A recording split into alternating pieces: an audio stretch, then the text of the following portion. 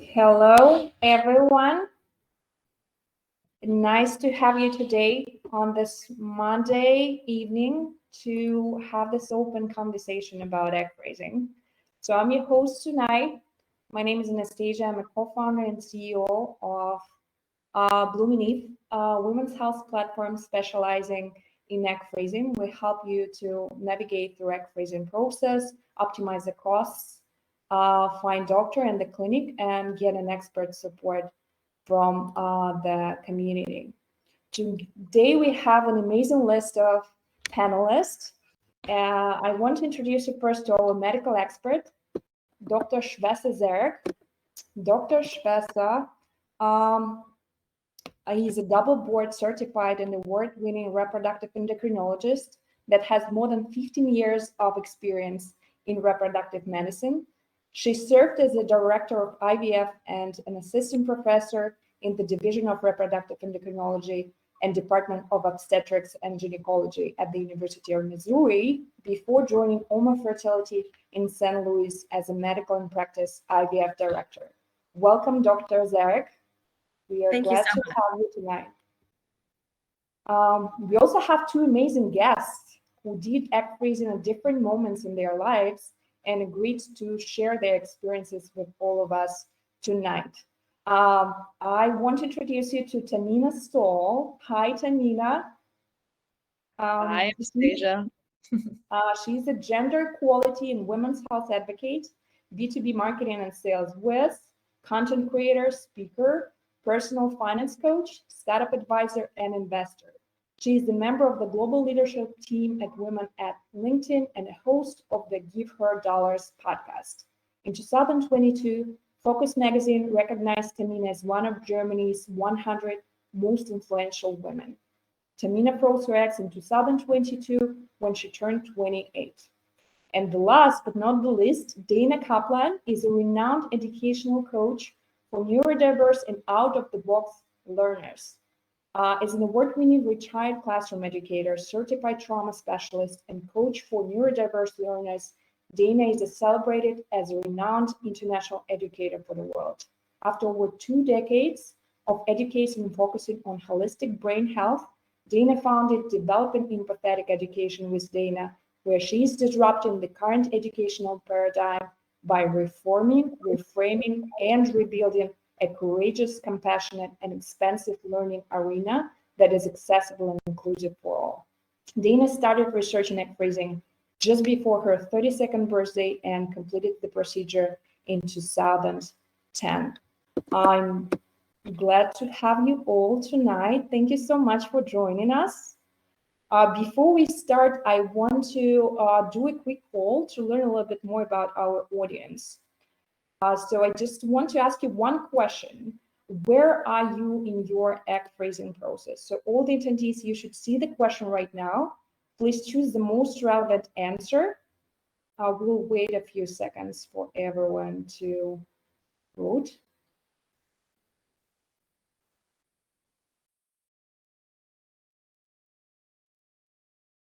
Okay. Yeah, so most of our guests want to do that, not yet sure when. So we have a lot to educate everyone about.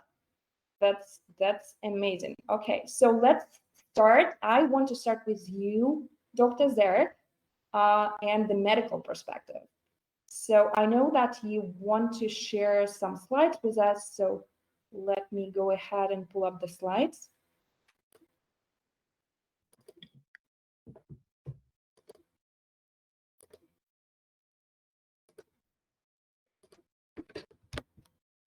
Okay. So can you see my screen?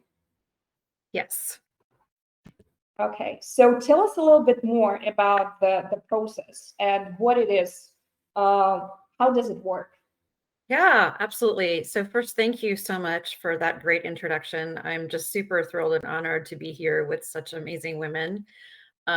It's just, really just fantastic. And so it's great to have a poll to talk through where everyone is in this process. And my role here today is to answer any and all questions that you may have. And, if there's like an anonymous box, you're welcome to put in questions that way. But really, it's a chance to talk to a fertility specialist. As Anastasia said, I'm a board certified reproductive endocrinologist. I truly have a mission of making sure that women know about this option. When is a good time? That's always a question that we get. So let's talk a little bit about egg freezing. So IVF was started around 1978. It was developed probably a good 15 years before that, but the first IVF baby was born in July of 1978. And then there was a big gap. During that time, there was mouse oocyte vitrification, which is just the technical way to say that mouse eggs were frozen. But it wasn't until 2013 when ASRM released experimental status from egg freezing. And I remember it very clearly. They did a very good kind of PR timing. They timed it to our big conference in October. And I was a fellow at the National Institutes of Health. And it really just completely opened up this world of what we could do as fertility specialists to support family building overall. Next slide would be great. So, you hear about the biologic clock. So let's talk a little bit about human oocytes. They're the biggest egg in the human body. You cannot see them with the naked eye still. And they are actually made when you are in your mother's womb. And so we start with about 1 to 2 million oocytes.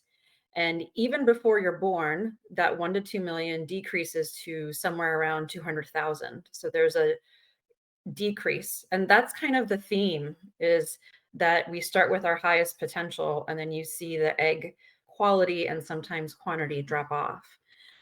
During the reproductive years, so we say about 20 years, of those 200,000 eggs, every woman releases probably only about 400 to 500 of those oocytes. And usually it's one oocyte per ovulation or menstrual cycle. So what you're seeing here with this graph is chances of getting pregnant or conceiving by age within 1 year. And fertility or infertility is defined as attempting conception with regular menstrual cycles for longer than a year. So you can see it matters whether you're 20 or you're 40.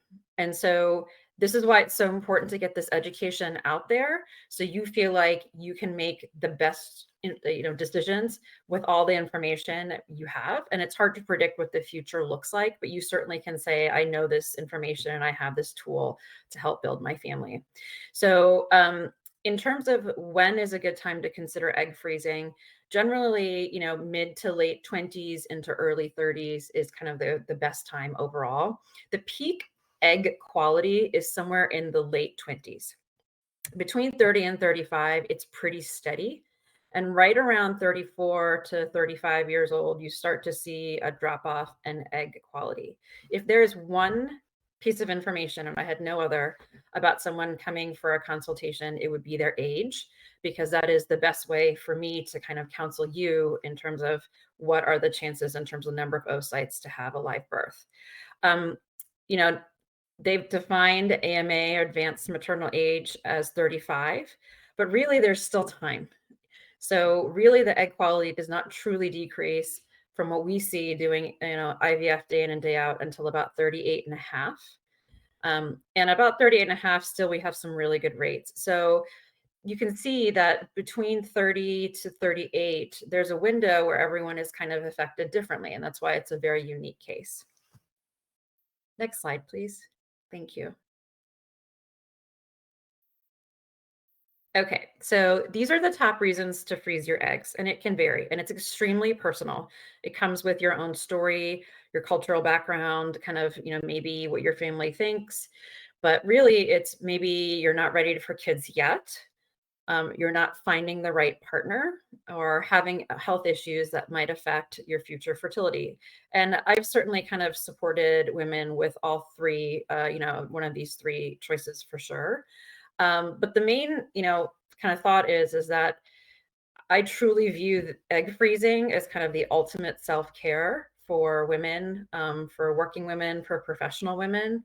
So you don't have to worry so much about when. And so this is kind of taking that when portion of when to have kids and when am I going to find the right partner, out of the equation a bit. May I get the next slide? Thank you. So let's talk a little bit about the egg freezing phases. If someone comes today and says, I'd like to start this process, it actually can go pretty quickly. It's really a matter of if you're mentally ready.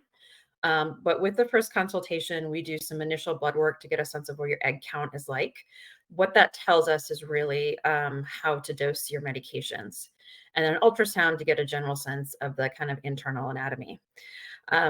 I've done a number of egg freezing cycles in somewhat of an emergency for women with a new breast cancer diagnosis, and so it really can happen quite quickly. The medications, you go to the next part with start of your cycle. The medications that are used are generally stimulation medications. They are safe. They're hormones that your body is already making, like FSH. And think of FSH as kind of food or calories for these eggs, which are housed in follicles. Follicles are the individual homes for each egg. So the more calories we give with these medication injections, the more follicles have a chance to respond. And so usually we sometimes actually use birth control pills for a little bit, and then we start this medication, the injection medications, and you're on that for about 10 to 12 days. So that takes you to part 3. During that 10 to 12 days, and we teach you how to use injections, you're coming in for maybe about 2 or 3 ultrasounds. And then there's a one-time medication called a trigger shot. And what that does is it triggers the body to start those eggs to go to the final steps of maturity. And if we waited and didn't do an egg harvesting, you would actually release or ovulate those eggs. So the actual retrieval is the kind of the more intensive procedure. It's timed close to that 36 hours before retrieval. It's usually timed around 35. It's about a 20 to 40 minute process. You're asleep for this, like at a dentist's office, breathing on your own, conscious IV sedation. And so general is usually when there's a breathing tube down your neck, and that is actually generally not used so much unless there's some mitigating circumstances. Overall, you'd be breathing on your own. And the reproductive endocrinologist performs this under ultrasound guidance. So it's an ultrasound wand, and there's a needle. It's long, but it's tiny, and it's connected to tubing. And think of those follicles as individual homes for each egg as kind of like small water-filled balloons. And each ovary is a collection of those water-filled balloons. And so when I place that needle with ultrasound guidance into that balloon, so to speak, or the follicle, that follicular fluid is then drawn out into a test tube. And then with that, we look underneath the microscope for the follicular fluid to identify the egg. So it's a very easy, rapid, safe method to harvest the eggs. You wake up, feel a little bit groggy. Usually I say go home and sleep. And then from there, we usually let you, we'll check in terms of, how you're doing pain wise. And I'm happy to answer any questions about how much pain there is related to it. It is still considered minor surgery. So how many eggs to freeze? Well, we will freeze as many as we can that are mature. So that's important for the maturity of the eggs. It's very age dependent. So average, yes, we say about 10 to 20 eggs are retrieved during one cycle, but it may be that you have a lower egg count, but that's okay because a lot of it depends on the egg quality. So here you're looking at talking about a woman under the age of 35. Let's say she goes through the egg harvesting and there's 17 oocytes that are thawed. 14 of those are mature. The mature ones are the ones that can be fertilized. So then they're fertilized with the sperm. Let's say 10 of those eggs fertilized properly. They are generally grown, those embryos now, for about 5 days, and we get 3 embryos. One, and then they may be tested for their chromosomes, and 2 are chromosomally normal, and it's the chromosomally normal ones that can be implanted, and then 1 is implanted. So this is a very natural kind of attrition or drop off that you can see. Remember, we started with 17 and we got to 1. So there's some really good studies out that show kind of between age of 30 to 34, you generally need about 14 high quality eggs for a very good percentage of having a live birth. Between 35 to 37, that goes to 15. So there's not much of a change. And then 38 to 40 is when we need a lot more oocytes to get to a healthy pregnancy. And that's more 26 to almost 30 eggs. So that's why however many you have, we will retrieve. But what matters then is, depending on age, it may be how many times we recommend repeating the egg retrieval.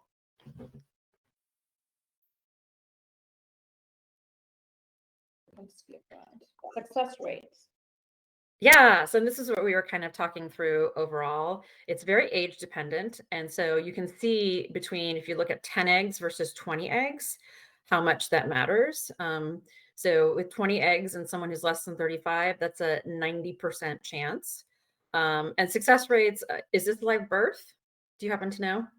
It may be positive pregnancy overall. And so from there, you can see it kind of goes down. So the 40 to 44, 43 to 44 is much lower. So 10 eggs is maybe about 8 to 14%, and 20 eggs is about 15 to 25%. So there's a dramatic decrease. Yeah, so are there any chances to make the procedure, the results better? Great question. So all of these tips that are up here are true. I'm not sure about the no showers. You just have to be careful. I usually like folks to be on a supplement called coenzyme Q10. That is known to be very kind of evidence-based to help with oocyte quality. It helps with kind of the machinery within the egg. And so that is other than a prenatal vitamin, I like folks to be on CoQ10. I think that's it. Yeah, I hope that was helpful. Yeah, thank you so much. Thank you so much. Thank you so much for sharing with us. Now I want to change the gears a little bit and talk to you girls, because you went through the procedure and we really want to know what was the actual experience. So I would like to start from the very beginning.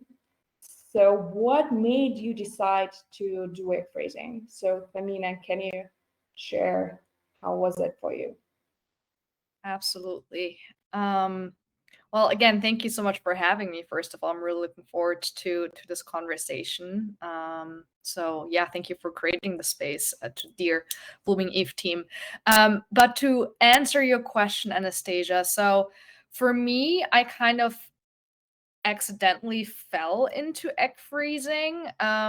So for context, I've been with my current employer for over 4.5 years at this point, and while I knew that I had access to exceptional employee benefits, I actually did not know that they also supported elective egg freezing, because initially I thought that these benefits were limited to employees who were, diagnosed with infertility or another condition that would make it difficult for them to conceive in the future. But then I actually learned about a female coworker who had recently been through the process of elective egg freezing. So I reached out to her to learn more, and she told me that any employee basically qualifies for this benefit. And as you can imagine, I was absolutely thrilled by that news. So did some more research and officially enrolled in my fertility benefits. And, since I'd been dealing with a few issues related to reproductive health, and I'd also been diagnosed with lipedema, which is a chronic illness that is almost exclusively unique to cis women, I'd been on this journey of learning more about women's health and, uncovering systemic discrimination in healthcare, and overall just becoming more in tune with my own body. And then obviously we know with everything that happened last year with Roe v. Wade, it being overturned last year, learning more about fertility preservation just seemed like, I guess, a natural progression of that journey that I had already been embarking on. So that's how I got into this whole space. Thank you so much for sharing. Dana, how was it for you? Why did you decide to do egg freezing? Kind of like how it took me to get the screen on. It was kind of like me navigating life independently and trying to figure things out and not really knowing what to do. And jokes aside, I've always been one to believe that our journey is our own journey. And as shared previously, I had been in a relationship and I knew that that was not the right one for me. And I also firmly believe, as an educator, I see it day to day, in and out of the classroom, the commitment and the dedication and the constant go, and you never stop as a parent. And so it was really important for me to take all of that in, both as a citizen, as an activist, and as a female, and knowing what can I do and how much responsibility is it? And so for me, choosing to freeze my eggs was an insurance. It was freedom. It still is. It's freedom. It's my insurance. It's, when I started posting about this event, I have high schoolers now that were in my kindergarten class that are following me and seeing what we're doing. And they're like mystified. I was creating kindergarten medical school, and behind the scenes, I was freezing my eggs and they had no idea. And so it's really about just owning your power as a human and as a female. And to this day, I pinch myself. Like I remember crying to the doctor's office, being like, what am I doing? This is bananas. Everything, everyone, every person, every situation thinks I'm crazy. And I went there and I did it. And it was the best decision. This is awesome. Thank you so much for sharing that. I believe that we can empower other women to consider this amazing option that our medicine created for us. So can you tell us a little bit about the process itself? So how was it going through it?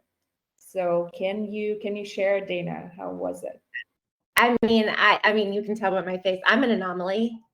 So just backstory, I experience anxiety. I've experienced it since I was a child. So it was very clear that I was still on my anxiety medication and still having to be very conscious and with my therapist and all of those different components.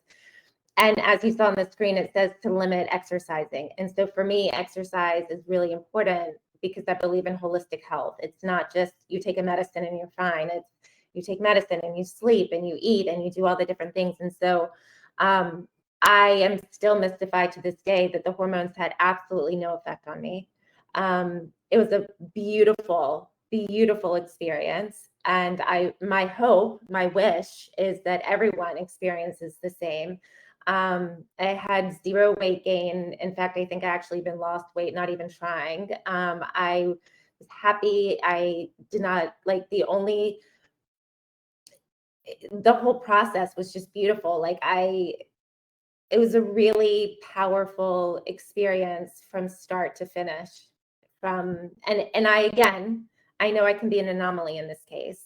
But it's also really important that I emphasize the fact that, yes, I still took my medicine for anxiety. I still was responsible in doing all of that. So you can still have these different hurdles that you may have to navigate in the process. And it doesn't mean that the side effects are actually going to be your side effect. It's very independent to everyone's body.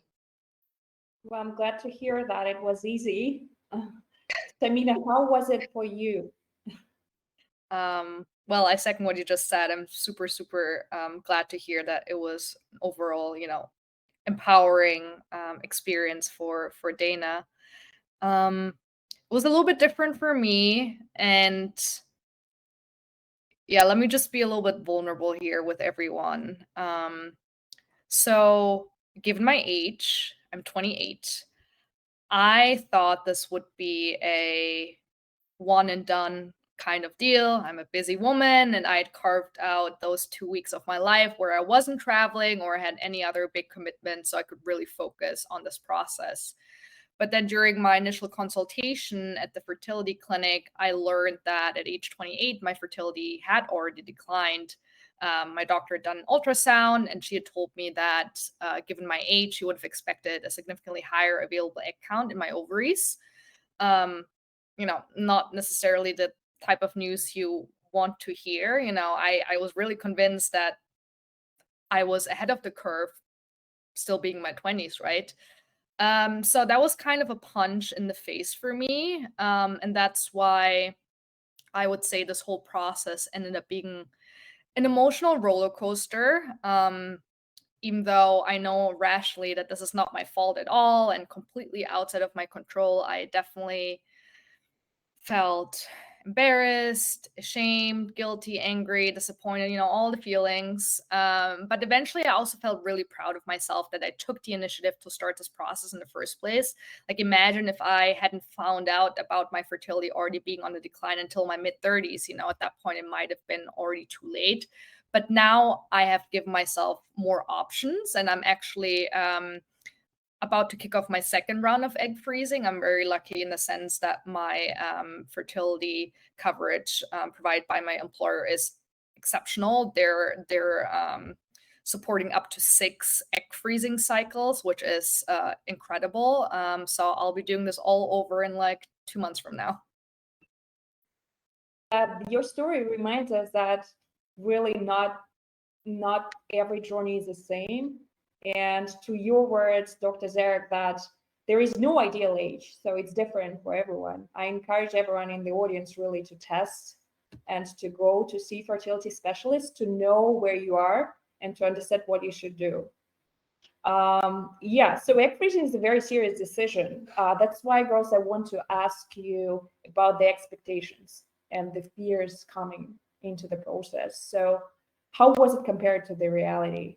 So I would probably start with you, Tamina, because I know that it was a little bit more complicated than you expected.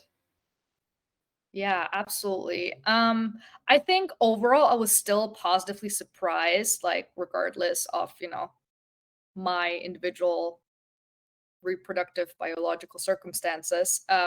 Because initially I didn't really know anything about this process, right? I don't think that our education systems do a good job at educating us about women's reproductive biology in general.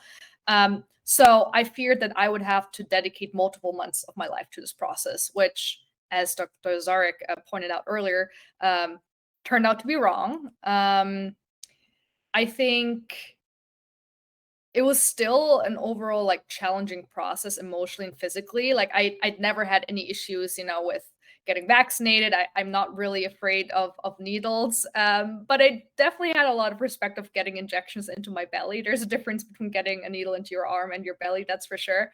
But I was also positively surprised, similar to Dana. I didn't experience any side effects aside from being like super bloated towards, the end. Like I was able to still do my job and like perform well. I didn't have any big mood swings. I think I started sweating a little bit more towards the end, but really that was basically it. So I really want to take away people's fear that this is going to be an all-consuming process. Should you be making sure that you can carve out that time to really dedicate yourself like emotionally and physically to this process? Absolutely. You don't want to have any big distractions, but it's not gonna be something where you have to, as I mentioned earlier, like carve out months of your life. Thank you for sharing. Dana, any surprises from your side? I think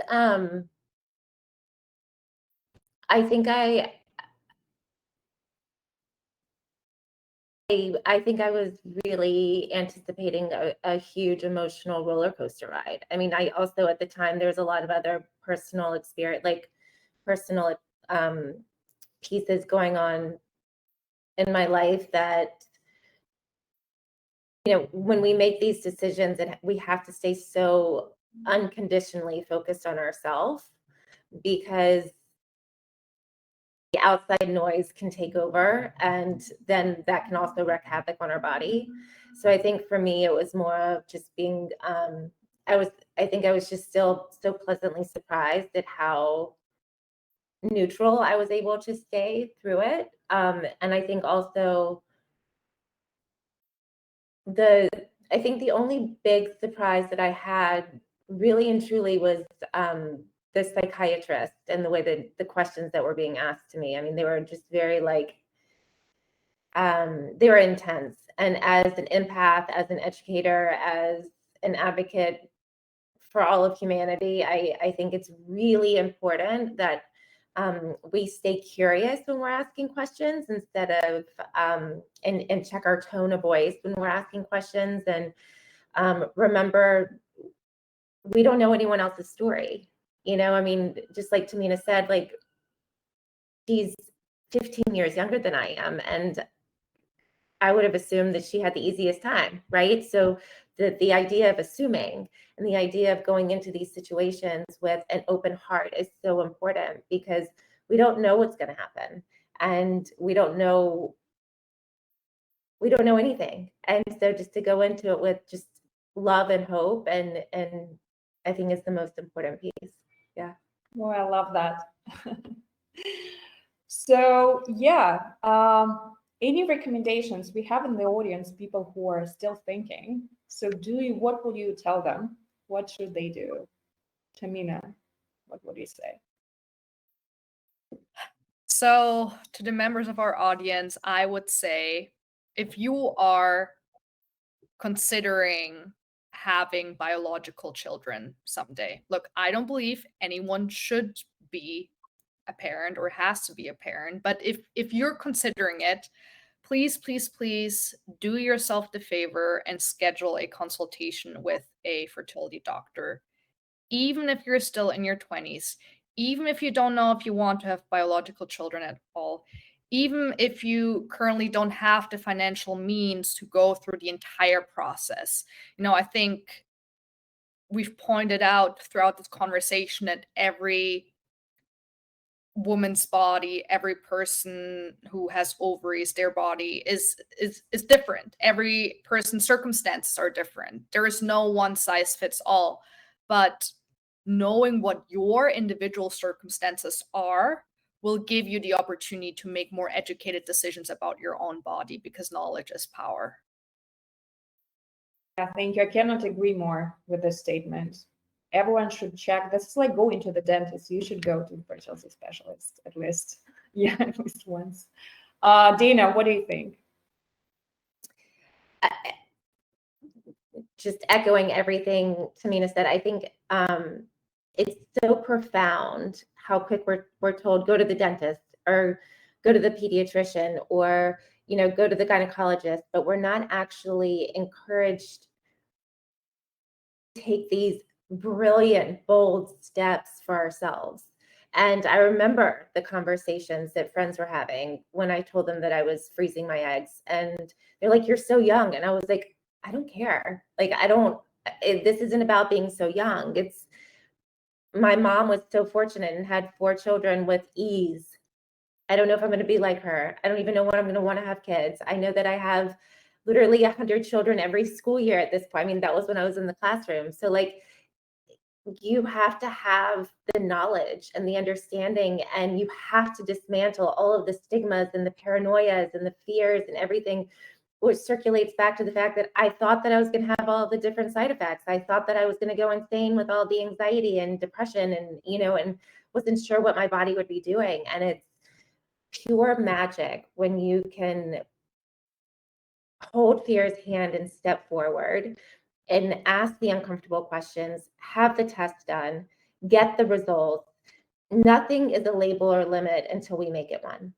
It's just simple data collection. And if we could all collectively go through and have a data collection on how our body's functioning and what's happening with us, then we actually wouldn't have that excess stress and all the narratives circulating in our brain, because we have the data, and it's just science. That's all it is. So I'm all about, science is my favorite. So I could go on for hours. Beautiful. Thank you so much. Thank you, our guest. Thank you for sharing your knowledge and experience today with our attendees. Yeah, this is an awesome discussion. I think that we should have more of those. Now it's the time for questions. Let's see what our attendees. So if you haven't posted your questions yet, please do so.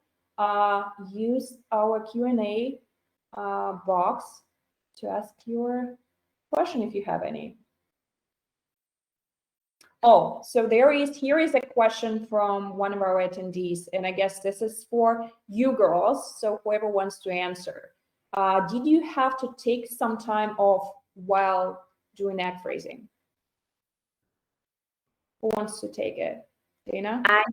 I did mine. I mean, I was still in the classroom at the time, so I did it over the summer. I strategically did that, but that was my choice. And I honestly, I would encourage taking a little bit of time off, just because you don't know how you're going to feel. You don't know. I mean, I felt wonderful the day of, and then the next day I was exhausted. So you just don't know. So it's better to take care of your body give your body, I mean, you're making this journey for yourself, right? And so to give yourself as much grace and space as you need is my suggestion, if you can. Dr. Zarek, what would you say from the doctor's perspective? Should we take a break? I completely agree with Dana. We usually say take at least 2 days off post egg retrieval. It is minor surgery. You just don't see the incisions, but they're incisions that are healing overall. And every day does get better. So after about 2 days of being kind of completely off, if you feel like you go back to light work, that's great. But really the full recovery, it's actually more like 2 weeks because the ovaries have grown in size quite a bit. And it takes like a good 2 weeks for them to shrink down back to normal size. Interesting question about birth control. So I guess that's again for you. So can you still do egg retrieval if you do not want to take birth control? Of course. Yeah. We have lots of ways to work around that. So there is a follow-up to that. So I do natural family planning for birth control, and I do not want to take chemical hormonal birth control. So is there difference between what birth control you're taking? There are differences with the different birth controls. We use low dose birth control pills and the active dose, and that's really just to kind of time a menstrual cycle into the IVF, the kind of the egg freezing calendar schedule, but it's not required. I would say what is more required is those stimulation medications, because you really want to maximize the number of oocytes that are retrieved. Otherwise, I would be retrieving only one egg. That makes I can sense. quickly add to that because I was in a similar situation. Like I did not take any hormonal birth control to start this process. It was not recommended by my specific doctor. And I'd been off hormonal birth control for almost an entire year at this point. And I also do cycle tracking and temperature measuring for birth control. So if that's helpful. Yeah, it is. Thank you for sharing. So there is a question about the price. I guess I can take this one. So what is the total price of egg freezing with all the meds and fees? And can I do financing? So that very depends on the clinic. So different clinics have different pricing, and you should be very careful because so usually the pricing shows only the medical bill, but then you have also the medication. The medication is a little bit of a variable here, depending on how much medication you need. But on average, I would say that the prices start from $4,000 per cycle, and they can go all the way up to $15,000. And Oma Fertility is a great actual example because they have very reasonable pricing, and this is the whole idea of the clinic. So they have very reasonable pricing, very good professionals, but very, very good pricing as well, and financing as well. So the medication can be anything from $3,000 to $10,000. So to keep in mind, this is in addition to the cycle cost. If I may add, Yeah, the please. facility also has a shared egg freezing program. And so if you're struggling with getting the funds for an egg freezing and the medications, you can kind of keep half of your oocytes and the other half are putting to an egg bank. So you're a donor as well as for your own patient within one cycle. And that's all free. So that's another option for people who are considering donation. So yeah, here you can get it for free and you can share it off of your eggs. Another question is about freezing abroad. That's I guess for me as well. I've seen on your Instagram the interview of a woman who froze abroad. Is it a good option overall? It seems much cheaper. Dr. Zarek, do you want to comment on that before I start? Well, so it's interesting. This is a great question because one of my first oocyte freezing consults I did with Oma Fertility was a local St. Louisan who was about to go to Bulgaria for egg freezing, found us, and then was able to have the egg freezing here at home.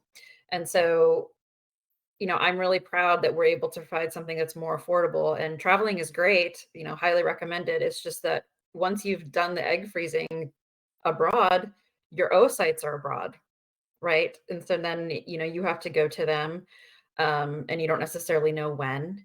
And so there's just simply the ease of finding a clinic closer to you. And there's lots of clinics, and there's really great fertility care. So I would say that's one piece of advice, is you will be very well supported. Just go with your gut in terms of who is the right kind of clinic and team to support you, because we fully expect to be available anytime you need us to make sure that you have the best experience possible. Yeah, so I just want to suggest to everyone who's considering freezing abroad to really do your due diligence on the clinic, and don't go to the countries where you don't know the language or you don't know anyone, because it's still a medical procedure. Something can happen. You want someone to be there.